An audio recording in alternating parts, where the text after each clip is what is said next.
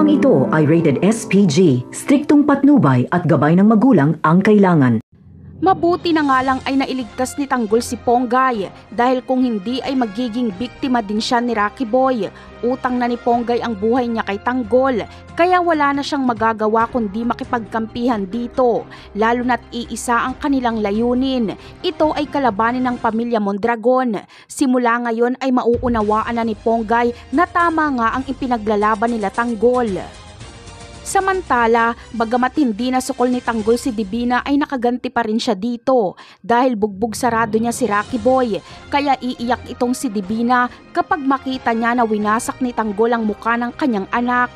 Mas lalong kakabahan si Divina dahil alam niyang kaya silang ubusin ni Tanggol. Pati itong si Brando ay mapagtatanto din na hindi basta-basta si Tanggol dahil nagawa nitong pasukin ang kanilang hotel.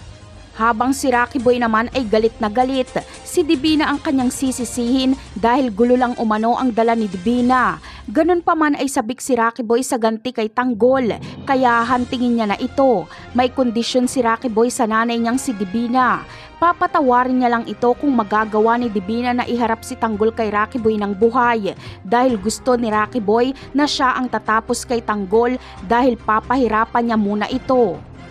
Kaya naman, kahit takot si Divina ay hahantingin niya pa rin si Tanggol, mapatawad lang siya ng kanyang anak. Tutulungan siya ni Brando na mahuli si Tanggol.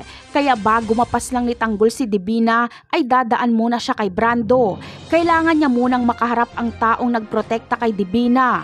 Ngunit may haharap naman kaya ni Divina si Tanggol kay Rocky Boy? Ang sagot ay hindi. Dahil si Divina ang mapapatay ni Tanggol. Mapapatawad lang ni Rocky Boy ang kanyang ina kapag patay na ito. Napakarami pa nating dapat abangan sa mga susunod na episode. Paalam!